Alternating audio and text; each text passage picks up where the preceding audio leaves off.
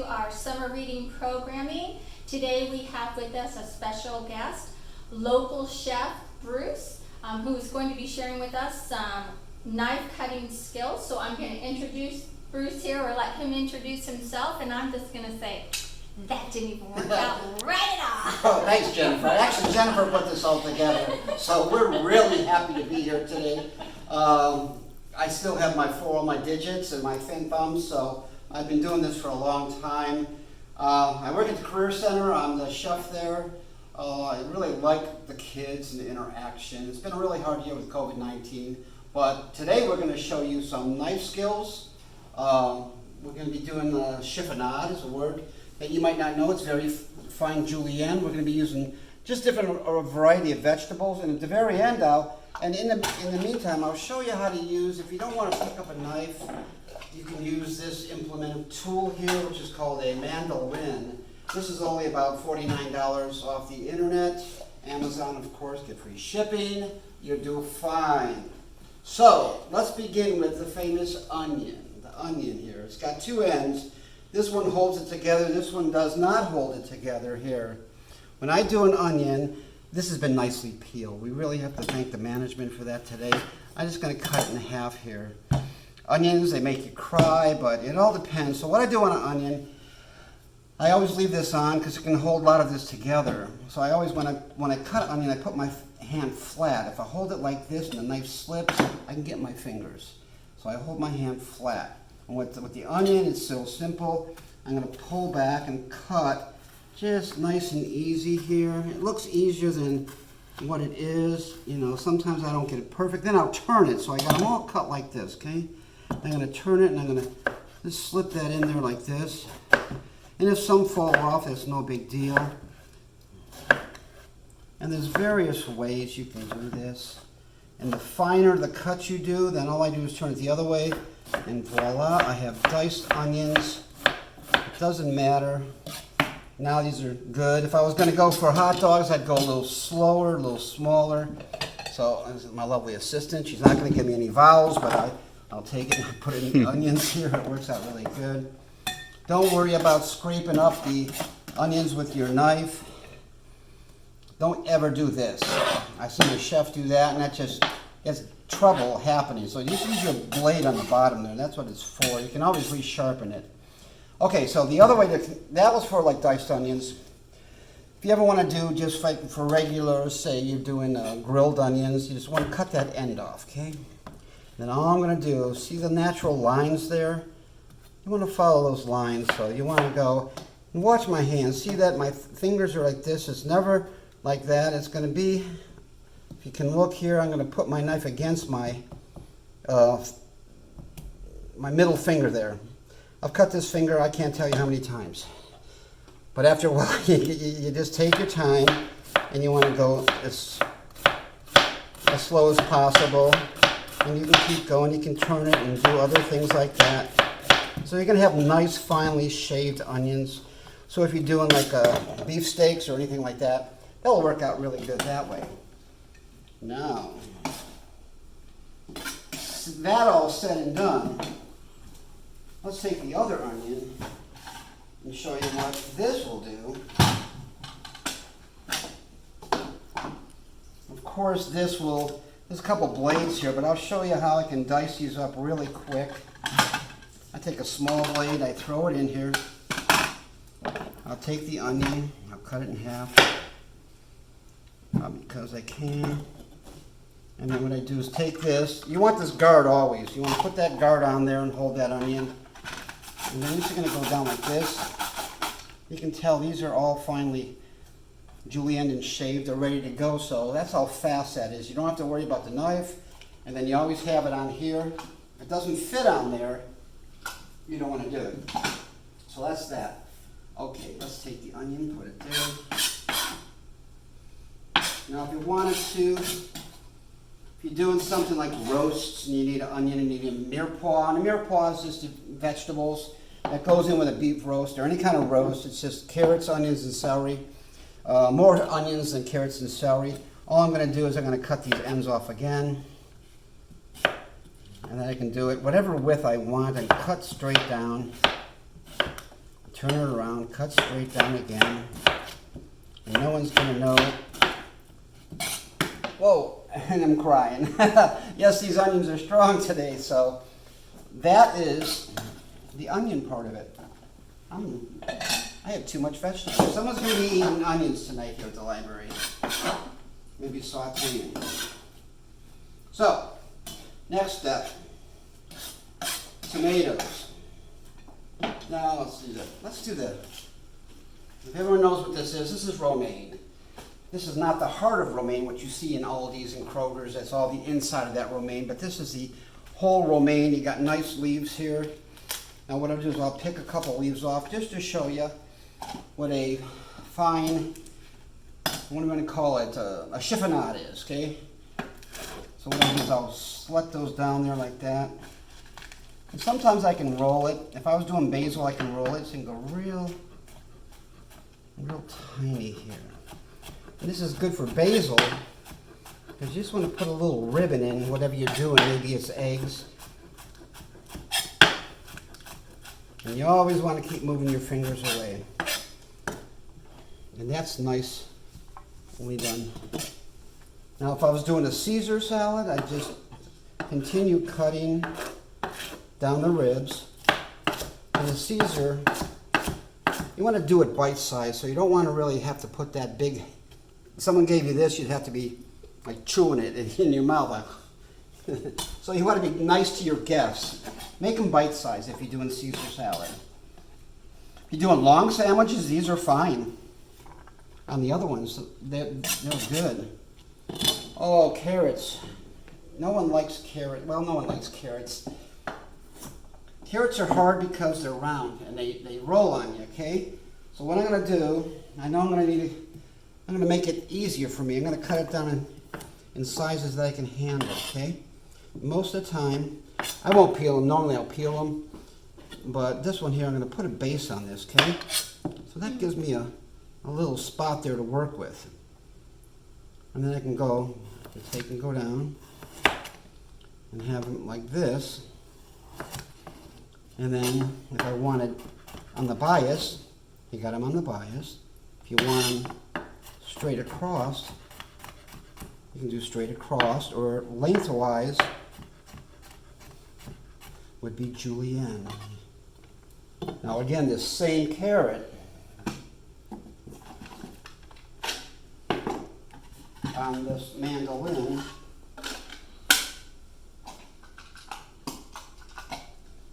sometimes if it's a big enough carrot, I can hold it with my hands a little bit. You can see the size I have there. If it gets too small, then I can just push it, and if you get something like stuck in here, you don't worry about it. Number one, you don't want to put your hand on that blade to do that. And carrots are good. Most people slice their carrots, so I'll show you this blade is just for people that want to. Let's see how the slice is coming up. Now it's getting kind of low, and I like my fingers the way they are, so I'll stick it in here like this. This will protect you, and I'll keep going. Just a nice smooth stroke. And then when you get to the very end, you can save that for stocks if you do stocks. No one does stocks anymore, you know. But Jennifer does. She just raised her hand there. It's taken all of her not to say a word here, folks. So I'm going to put all these here. And I'm sure all you people out there are already doing something like this. Green peppers. Green peppers there's a ton of ways to do green peppers. Some people will just cut it right in half, okay? And what I do is I just take my fingers into here, and I take off that part there. I don't really need that part here. And then what I do is, see that rib? You got these ribs in here. So I'll take them and I'll put them flat as I can. And then, it all depends on what I'm using them for. Like I can cut this rib right out. And I can cut this out. And what I'm actually doing is making this pepper more manageable for me to cut. Peppers have no rights. Unless you're into that, then they have all the rights in the world. Okay, that you could use for stir fries or anything. So it's perfect. So what I'm going to do now is, depending on how long I want this, normally I would just go, just slice and go slowly. I never cut this side of the pepper because it's a hard skin. And the chance of me slipping is really, really good. Okay, so if I wanted a longer slice, I just do this. And then you get down to the very bottom, just take your time and go slow so you have different green peppers. And you can always, do it on the bias. Some people like doing different cuts. For stir fry, make them bigger.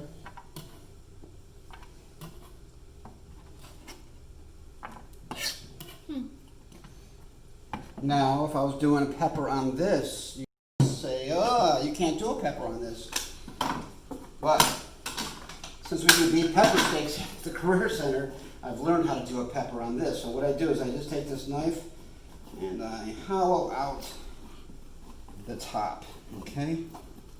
And basically, I did what I did with the other one there. So I have all these guts, and no one wants these seeds.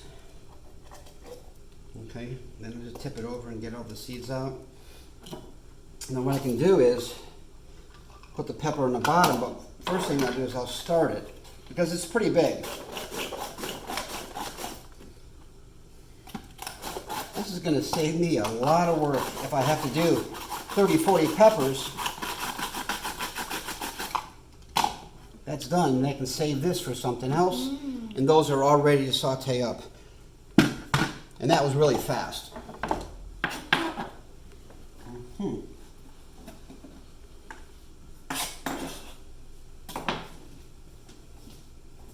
Yes, do I make a mess like this? Yes, ask my wife. She would tell you I do make a mess like this. But that's okay. You can always clean it up. Okay, so we got onions, we did that, broccoli. Most people know how to cook broccoli. Probably down to here, this is all woody. You can, if you ever wanted to, you could always take a peeler and peel this off. And then you can shred that or cook it up, but me, it's just root. I don't eat a lot of it. So when I do broccoli here, save myself time. I don't worry about how many to. I take it up as far as I can go. See the stems there? It almost falls apart itself. Okay, and then I'll do the same thing again. It's falling apart itself, and then if you really have to, just make it like, if I was doing it for a salad bar, then I'd make it really tiny bite-sized pieces. If you're doing a broccoli salad, you want to do that with the bacon and the mayo and the peas and things like that. But broccoli's pretty easy. Always rinse it off. There could be worms in it. Broccoli and worms go together, especially if you grow them in your own garden. Most of the time, anything you get out of Kroger's or Aldi's is going to be pretty safe. Let's save the potatoes for last and do the tomatoes. Now tomatoes. Let's use the mandolin for tomatoes first. And when I do tomatoes for sandwiches, at school I do a thicker slice, but at home I like a thinner slice. So you can actually just go, you have 2 slices on here. Okay, these are really nice and they're pretty good sized slices. That was actually the thicker slice. Now if we go for the thinner slice, I mean these are shaved almost. I would continue using like that, so it all depends how big your tomato is going to fit in there. And you can see how. One more little tray there, Jennifer. I'll put these all up there. So if you want a thin tomato slice on your sandwich, that's perfect. If you want it thicker, that's fine. I'll put this away here for a second. Diced tomatoes. People always have a hard time with diced tomatoes. So what I normally do, I take this and I use it and I slice them here. I line them all up, and then I'm going to go this way. And whatever size slice you want, and turn it. That's the dice you're going to get. Okay, so that's a good dice there. And if you're making pico de gallo and all that is tomatoes, onions, you're making a fresh salsa, that's what it is, peppers, whatever, cilantro in there, you can do that. That works out really good. Tomatoes, if you're doing salads, no one likes the core. I always cut around the core. They've got little tiny, sharp little spoons, they call it. Tomato sharks will take the core out. But these here now, if I'm doing a salad at home, I'm gonna cut the tomatoes up maybe this size here. And then what I'll do is I'll put them in a little bowl, and then I'll get the best olive oil I can find. And then I'll put about maybe a couple tablespoons in there and mix it up. And then take some kosher salt or garlic, whatever spices you like, throw it in with the tomatoes, and that makes a perfect topping for your salad, which is kind of nice. And then you're getting that essential, you're getting better oils. Get away from the canola oils, go with olive oil, use avocado oil for frying if you can. That's really good. Now say you don't have a mandolin, you can't do that.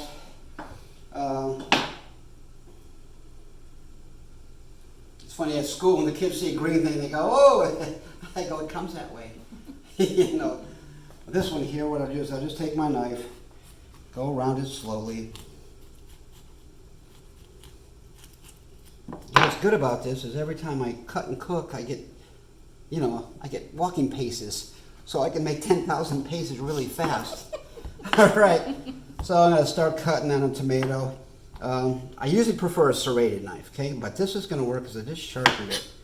And it all depends. Now it means I gotta get my glasses on because I'm going real thin here.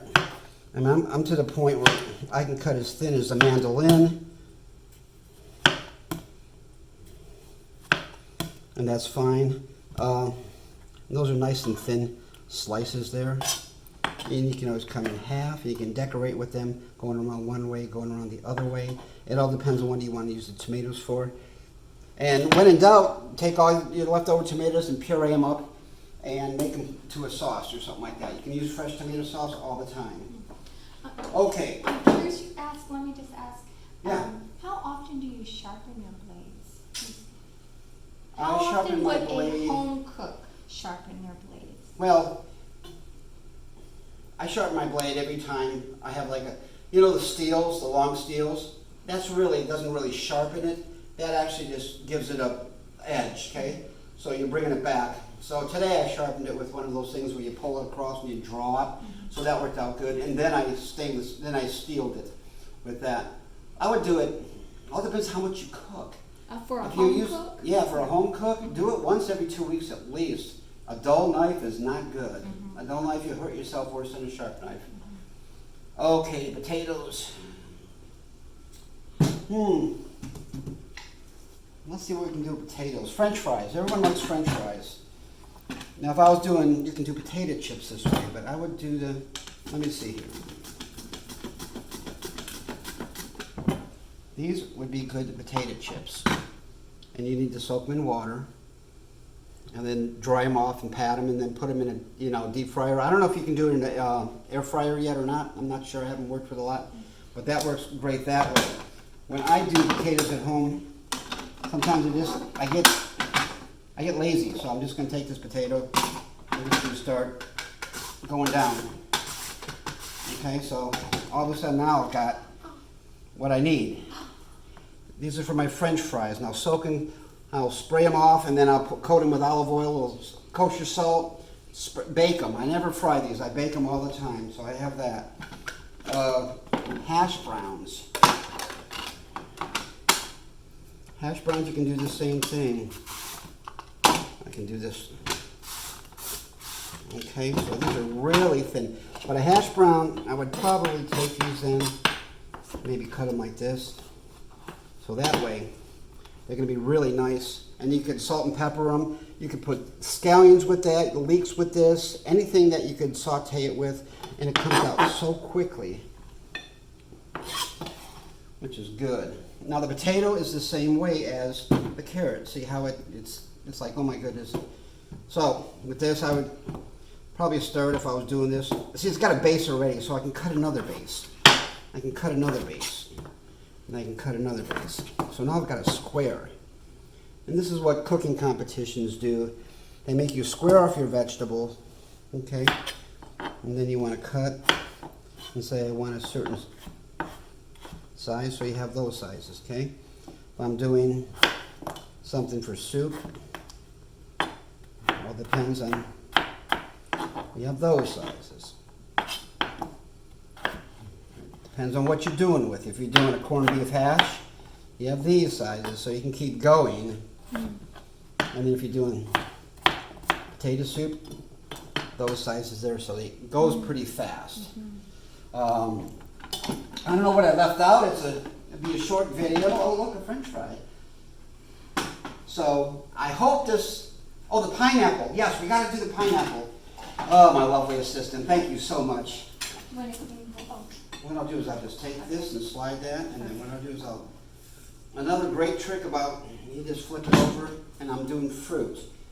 You never want to mix any vegetables with meat. That would be cross-contamination, and you just can't see the bacteria on meat.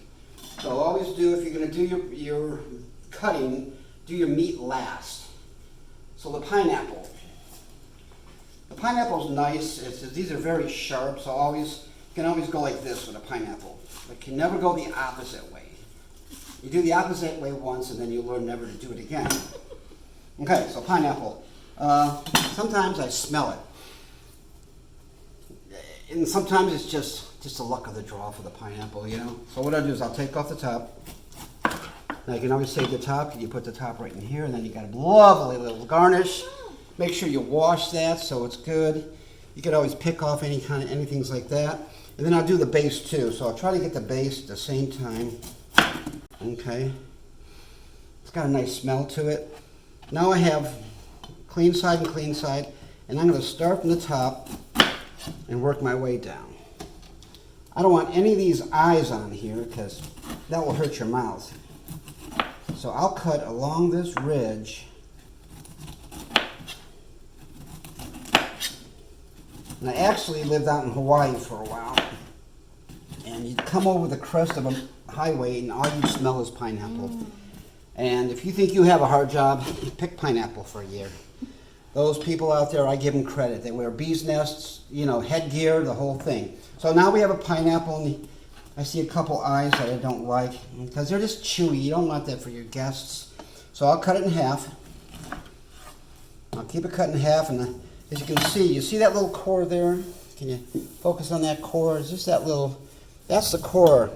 And most, the pineapple, the people in Hawaii told me they use that as like a chewing gum. Well, I think they have chewing gum now, but, so I got like 4 sections now. So what I do, I'll hold it up and I'll take that core, I'll just set it aside. My wife will take those and put them in a smoothie in the morning. That's perfect for that, but you don't want to serve this in a fruit dish. I actually use those in stock too. Oh, there you go. Yeah. Or if you're making any kind of teriyaki sauce. So, 1,000 ways to cut pineapple. All depends on how you want it. There's that. Jennifer, you want to try one? See how it is? Absolutely. See how if it's tasty or not? Good. So, normally I would, for a pineapple this size, I'll cut this one in 4. And it just takes a while to, and then that's going to be for your pineapple dishes. If you're doing spears, we'll do 2 types of spears, okay? We can do these spears. I can cut those in thirds. And so if you ever wanted to, you could actually just take this, cut that down and put it on the side of a plate. If you can do that without messing it like I did. Or just cut it lengthwise.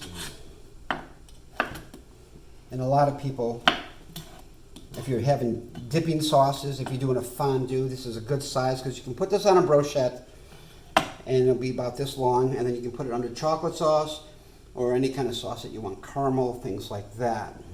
I'm going to finish cutting this up and I'll give it to the staff here, and that will be good. And in the meantime, please look on YouTube, subscribe to our YouTube channel here. You know the story, click and like, and we can always, send you replies when we have something new on there, so do that. You won't win grand prizes, but it's a lot of fun here. And I want to thank you guys so much for letting me into your life today. Have a great week. Bye-bye.